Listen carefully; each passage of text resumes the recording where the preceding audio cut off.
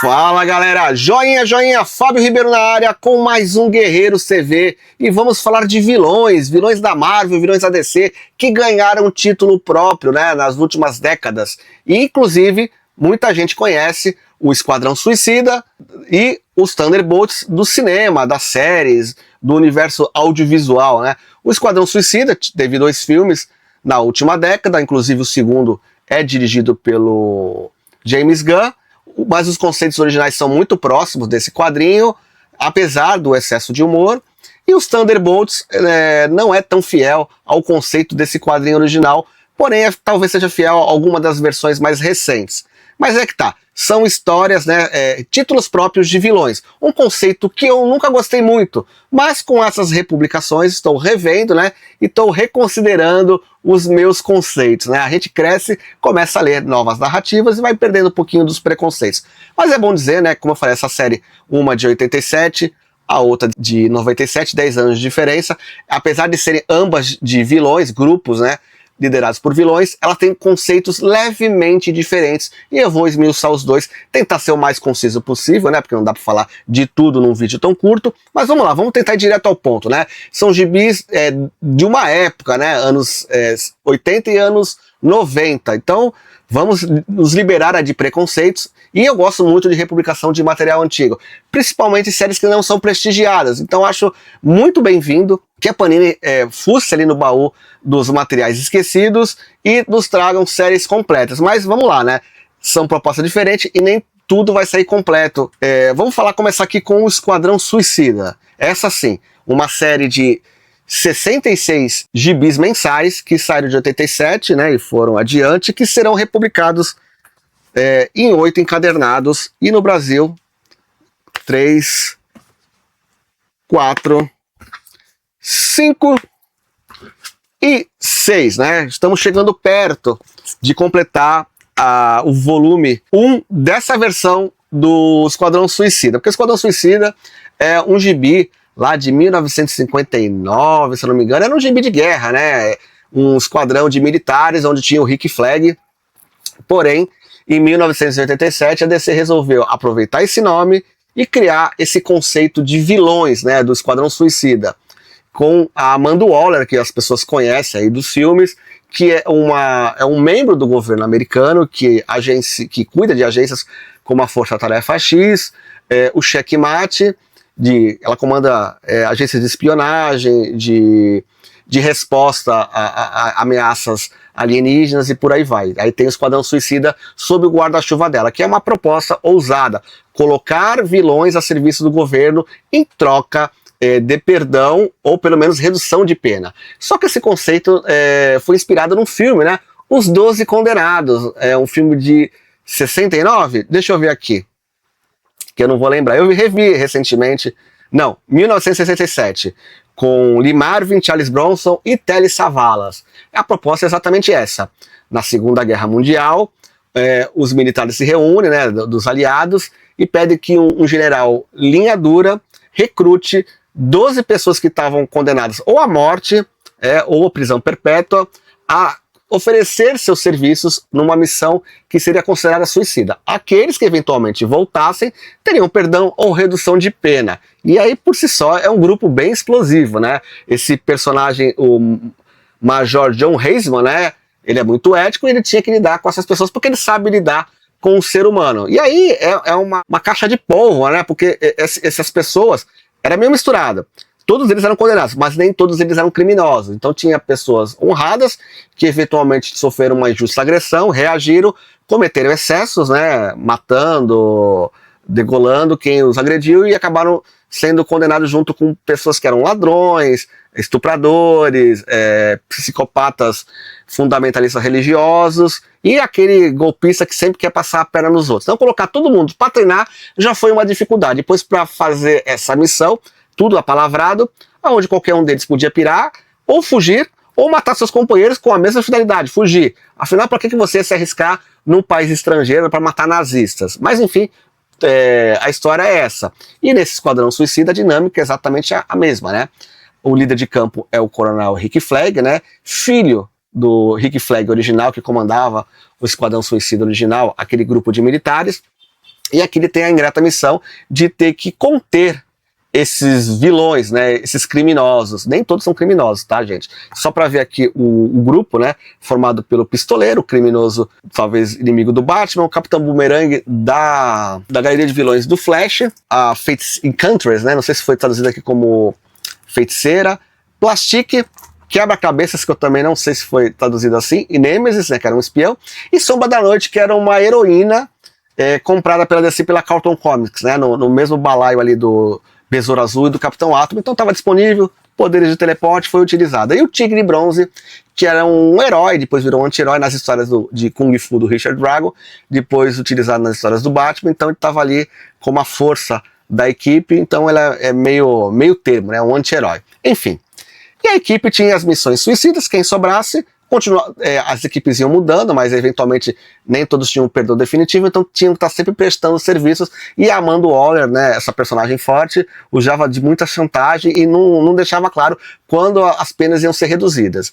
E óbvio, né, a dinamite ali do relacionamento, amores surgem, rivalidades, e um pouco até de humor, né, não igual os filmes da DC, porém com humor, porque o Capitão Boomerang, por exemplo, que é o meu personagem favorito, ele é um personagem reba, apesar das habilidades dele com o Boomerang, ele é mais um alívio cômico ali. E óbvio, tinham personagens poderosos que eventualmente eram capturados pela Liga da Justiça e estavam ali à disposição do Esquadrão Suicida.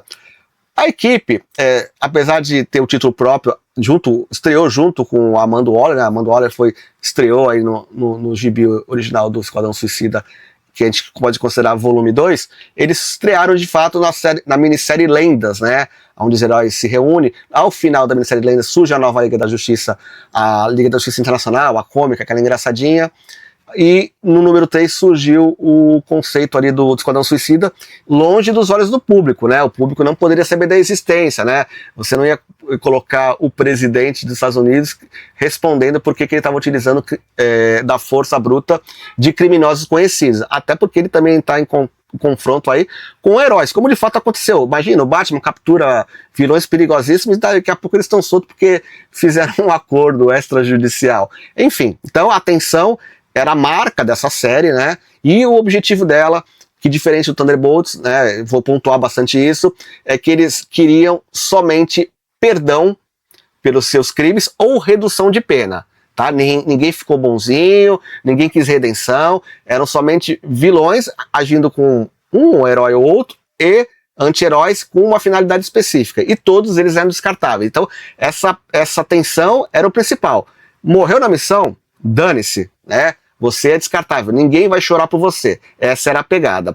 Série razoavelmente média, né? Não é longa nem curta, teve um começo e um fim lá satisfatório, e esses personagens ficaram espalhados pelo universo DC, sendo ressuscitados como título, né?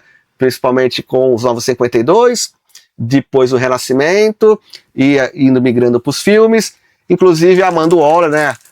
No comando aí das agências governamentais de contenção de força, ela é a grande antagonista dos heróis na minissérie Poder Absoluto, até extrapolando aí as suas funções, querendo botar os heróis sob cabresto, né? Ou seja, ela não é mais antagonista dos vilões, aqui ela é antagonista dos heróis.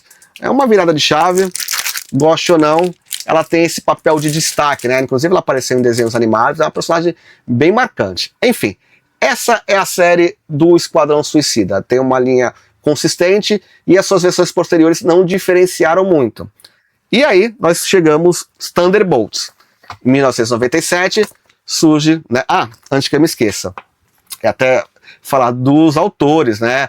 É o John Ostrander, Luke McDonnell na arte, né? John Ostrander escrevendo, e eu confesso, eu não gostava do título, né? Eu gostava mais da Liga da Justiça, porque eu era criança, gostava do conceito de heróis, vilões, eu nunca gostei dos brinquedos de vilões, não gostava do conceito, não gostava principalmente de série própria deles, e esses autores não me chamavam a atenção na época, né?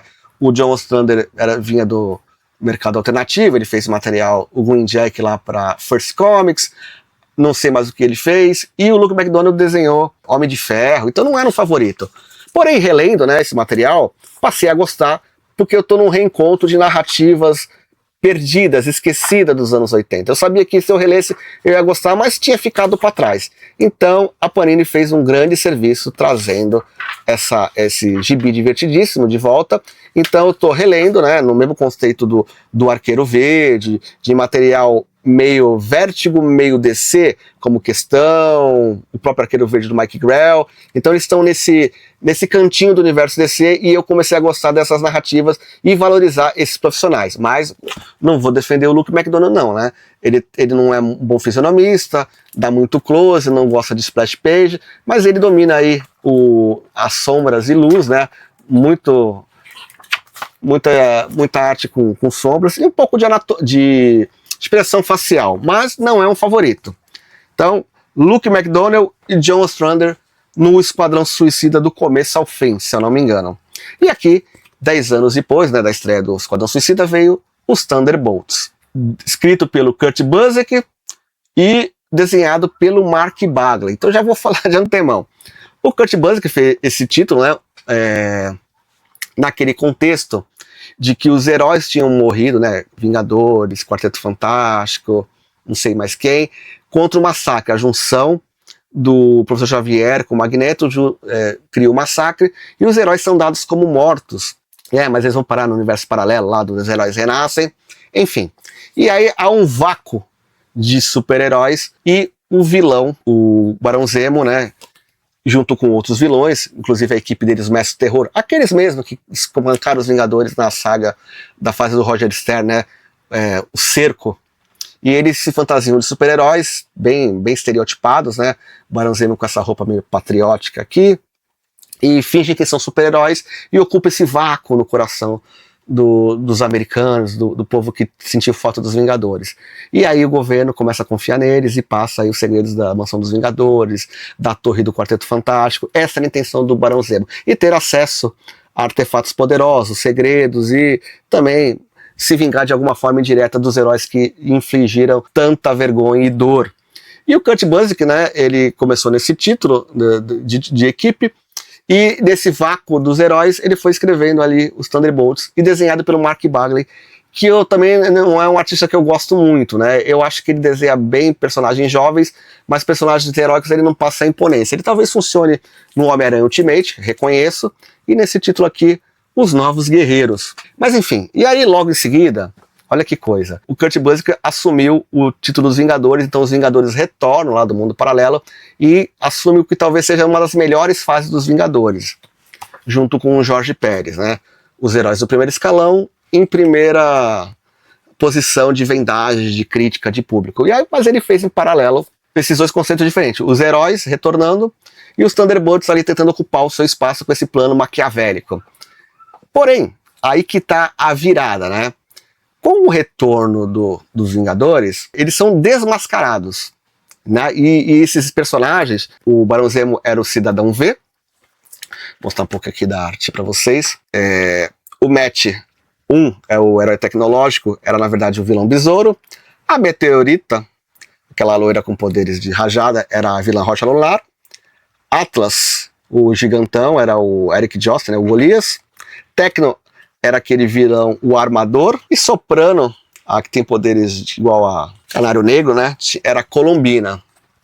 Então, vilões rebas, nem eram, na verdade, os mestres do terror, todos eles que apavoraram os Vingadores, né, enfim. E aí, o Kurt Busiek ficou com esses dois títulos, e aí, com eles sendo desmascarados, esses vilões se rebelaram contra o Barão Zemo. Por quê? Porque eles gostaram de ser heróis. Então, o gibi passa a ser um gibi de redenção. Olha só, diferente do Esquadrão Suicida, que eram vilões reconhecidamente ruins, que só queriam diminuir pena ou perdão, né?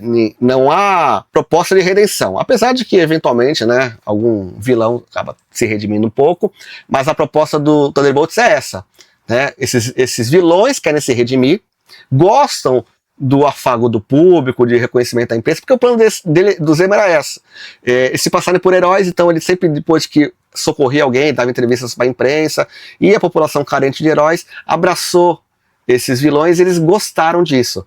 Mas lógico, com muita variação ali de gente no meio do caminho, né? A Rocha Lunar, ela estava abraçando o plano do Zemo, depois quando seus amigos quiseram virar heróis, ela ficou ali no meio termo. E aí, o Gavião Arqueiro, que é um herói que já tinha esse histórico de pegar desgarrados, até porque, olha só que coisa, não estamos falando de vilões redimidos, o Gavião Arqueiro é um vilão redimido, né? Quando ele surgiu lá na gangue do Capitão, os membros originais dos Vingadores saíram, o Capitão América ficou sozinho, ele contratou ali, né, convocou Feiticeiro Escarlate, Mercúrio, que eram vilões da Irmandade dos Mutantes, o Gavião Arqueiro, que era um vilão do Homem de Ferro, para ter a sua redenção.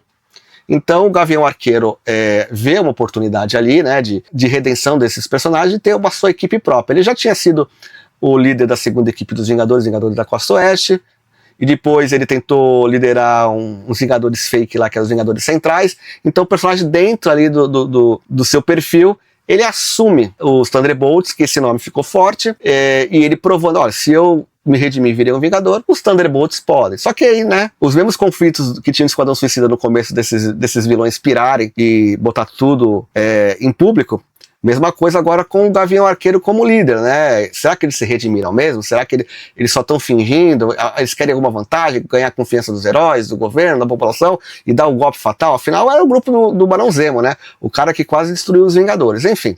E o Barão Zemo ficou orbitando ali. A revista foi longe, né? Mais de 172 edições. E aí o Kurt Busiek ficou dividindo os roteiros com o Fabiano César. E essa fase aí já passa a ser inédita no Brasil. Só que um amigo meu gostava muito, o Saka, falava muito bem que a partir da entrada do Fabiano César deixou de ser um título de redenção, esses vilões já se redimiram, foram abraçados ali pelos outros heróis, e aí acabou sendo um grande gibi de curtir os bastidores, né, do universo Marvel, né? Começaram a trabalhar com conceitos de terras paralelas, viagem no tempo, personagens dos recônditos escuros da Marvel, e reaproveitando, ressuscitando algum personagem ou outro, né? Então o Fabiano César brincava com os Thunderbolts, ao passo que o Kurt Busiek fazia a mesma coisa, mas no primeiro escalão com o universo Marvel ali em volta dos Vingadores, e o Nicesa ia lá no submundo. Então personagens dúbios, né, ou nem tanto, eram reaproveitados, como Esquadrão Supremo, Terras Paralelas e por aí vai. Mas eu, como meu amigo Saco falava, eu não tive, desculpa o trocadilho, saco para ler esse gibi em inglês, né, porque a Abril pulou, e a Panini não foi atrás disso. Enfim, mas eu vi muitos elogios. E óbvio, né? Depois tiveram várias encarnações dessa equipe, mas o conceito era esse. Vilões redimidos, né? O primeiro conceito, que depois da redenção com a liderança do Gavião Arqueiro, passaram a ser aceitos, sempre com desconfiança pelos heróis. E depois teve um retorno aí do Barão Zemo, na reta final, onde ele meio que se prova, e há uma certa redenção, mas sem contar spoiler, envolvendo viagem no tempo. Eu dei uma olhada aí por vias alternativas, que é bem interessante, confesso, né? O Gavião Arqueiro sai de cena, Barão Zemo volta, mas tem muita reviravolta, tem muita conexão com o universo Marvel por dentro. Aliás, essa é a vantagem tanto do gibi do Esquadrão Suicida, como do Thunderbolts, né? Porque eles estão inseridos dentro do universo DC e Marvel, que diferente de editoras como a Image, não tem esse universo compartilhado, né? Não tem essas estruturas, quando você cria raças alienígenas, você cria povos, você cria subgrupos, populações em volta, gente comum envolvendo, tem sempre alguém costurando e trazendo alguém dos holofotes e acaba se tornando um personagem interessante. E óbvio, né, esse conceito, por mais que eu não gostasse de vilões com título próprio, esse olhar em personagens que a princípio não eram interessantes, vão se tornando interessantes à medida que a narrativa vai evoluindo. Então por isso que eu gosto muito de gibi de super-heróis, principalmente quando você começa a trabalhar como um nerd mesmo, né, o autor nerd, aquele que vai em busca dos conceitos mais antigos e traz à luz personagens que talvez não fossem tão interessantes. E aí, só que esse gibi acabou mudando, né, de rumo várias vezes, então eu não vou enumerar todos, mas eu preciso citar dois. A partir da Guerra Civil, o Warren Ellis junto com o Mike Deodato assumiram o título e viraram os Thunderbolts da fase pré-Vingadores Sombrios. O que era? Após a Guerra Civil, né, o Tony Stark caçou seus colegas, os Vingadores ficaram dispersos, caçados aí pelo governo americano, e aí teve uma desgraça lá com o Homem de Ferro, e houve um vácuo de poder aonde o Norman Osborn assume um cargo no governo para conter esses heróis que não se registraram na Guerra Civil. E aí ele faz exatamente igual ao Esquadrão Suicida. Ele convoca vilões com a promessa de perdão, outros por controle e ameaça do Norman Osborn, trazendo esses Thunderbolts no traço reinventado aí do Mike Deodato, precedendo a série Os Vingadores Sombrios. Porque aí quando o Norman Osborn ganha um cargo maior, ele pega esses mesmos vilões e faz igual aos Thunderbolts originais. Ele transforma em estereótipos de heróis, né? De Wolverine, de Homem-Aranha, de Demolidor, tudo vilão fingindo que é herói, para agradar o público, né? Que o Norman Osborn comandava alguns heróis, trazendo os Vingadores de verdade das sombras para confrontar esses usurpadores. Então houve essa mudança. E aí, por fim, a versão mais recente, que é baseada no filme, né? O Soldado Invernal, ele acaba recrutando alguns heróis esgarrados e alguns ex-vilões numa missão eventual, ou seja, é um misto aí de Thunderbolts com Esquadrão Suicida, mas sem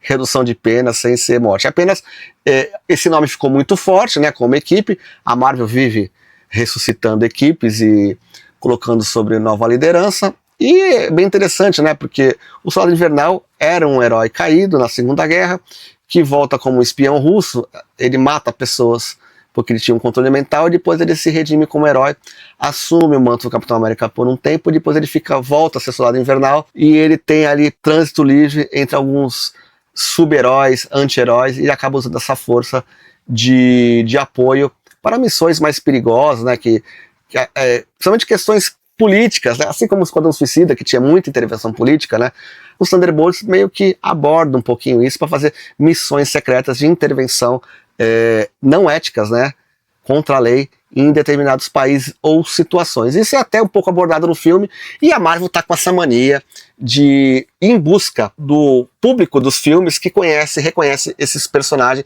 mesmo que eles não sejam exatamente iguais nos quadrinhos, mas aqui dá para ver, pelo menos o Guardião Vermelho, o Agente Americano, a Condessa, né, e por aí vai, para atrair esse público e ir rompendo de vez com o público mais velho, né, que conhece os conceitos originais, seja do Mark Bagley e do Kurt Busiek, seja esse mesmo do Warren Ellis. Então há um rompimento aqui, mas essa seria uma outra versão, né? O gibi que nós estamos falando, Thunderbolts, né, que eu estou recomendando, é esse. E é diferente, né, dessa coleção aqui, que é um pouquinho mais barata, mas com menos páginas. Essa coleção começou lá em 2021, demorou em 2021 para 2027, sair 6 encadenados, é praticamente um por ano. Mas na faixa dos R$90, está chegando a 130, 40, com 200 a 250 páginas, ao passo que os Thunderbolts saíram na coleção Epic Collection com quase 500 páginas, ao preço de R$187. Ah, esse aqui, Esquadrão Suicida, capa dura, esse aqui capa cartonada, mas esse aqui é completinho, vai terminar em breve, ao passo que esse aqui na coleção Epic Collection, a Panini, infelizmente, ela não lança completo, né? Esse aqui é o número 15 da coleção, né? Ela traz amostras e não sabe se vai ter continuidade. Pelo que eu pesquisei, saiu em vários formatos a fase clássica dos Thunderbolts, em encadernados, em omnibus, e já saíram pelo menos 4 Epic Collection só dos Thunderbolts, que acredito que vai ter continuidade. E estão saindo na sequência, né? Primeiras 25 edições, depois 50, até 75, se eu não me engano. Enfim, e a Panini, né, ela tem essa mania de colocar vários títulos dentro da mesma numeração. Então, se vender bem, talvez haja continuidade. E aí, finalmente, chega naquela fase que eu tenho muita curiosidade de ler, graças ao meu amigo Saka, que é toda capitaneada pelo Fábio Aniceza, aonde tem a saída do Gavião Arqueiro, o retorno do Barão Zemo e a sua redenção. Quero muito ler isso, mas eu não posso dar o testemunho de que esse material é realmente bom. Eu teria o primeiro contato assim como vocês. Então, por isso que seria bom publicar isso para apresentar para o público brasileiro, inclusive eu, um material totalmente inédito no Brasil. E deixa eu mostrar algumas diferenças dessas coleções, né? Como eu falei, capa dura do Esquadrão Suicida, né? Tô falando das edições da Panini, tá? E aqui no número 1 tem um histórico e biografia dos autores, e só. Eu acho que nos outros não tem nada. Deixa eu ver aqui uma outra edição. Só histórico e nada de texto. Vou olhar até aqui para tirar dúvida. Exatamente isso. pura e simples, só as histórias. Ao passo que as coleções Epic Collection, ela tem material extra, mais do que essas edições. Então, vou mostrar aqui para vocês que têm curiosidade. Depois da história final, temos aqui pin-ups, né? Arte preto e branco. Só que deve ser a contracapa de encadernados, capas de encadernados utilizados. Tem aqui uma introdução pelo Kurt Busiek, né? 1, 2, 3 páginas, exatamente. Mais capas e sketches, né? De estudo de personagens do Mark Bagley. Repito, ele não é um dos meus artistas favoritos, mas eu gosto sempre desse material extra de mostrar estudo de uniformes, apesar de que os uniformes do Thunderbolt não são dos mais bonitos, embora esse aqui da Soprano seja, né? Um redesign total da personagem, do Tecno, do Atlas, mais capinhas, mais fichinha dos personagens, uma tirinha de humor aqui. Aqui temos mais um textinho da revista Marvel Vision, né? Que é tipo uma Wizard da época. Então, bastante curiosidades até, ó. Mais textos. Deixa eu ver de quem que é esse aqui. Também da Marvel Vision, né?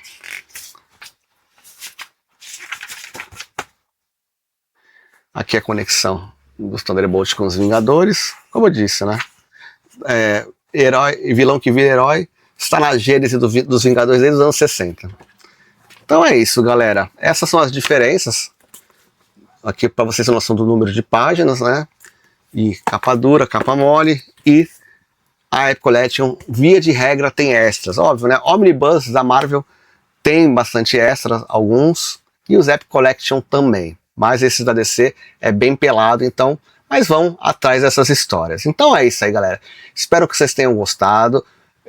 Comentem aí de onde vocês conhecem esses personagens, do audiovisual, do desenho animado, ou desses quadrinhos que saíram aqui nos anos 80, 90, no formatinho. Se vocês têm saudade desse material, têm curiosidade de, além do que a editora Abril publicou, do que eventualmente a Panini publicou, talvez um pouco dos Thunderbolts, não me recordo.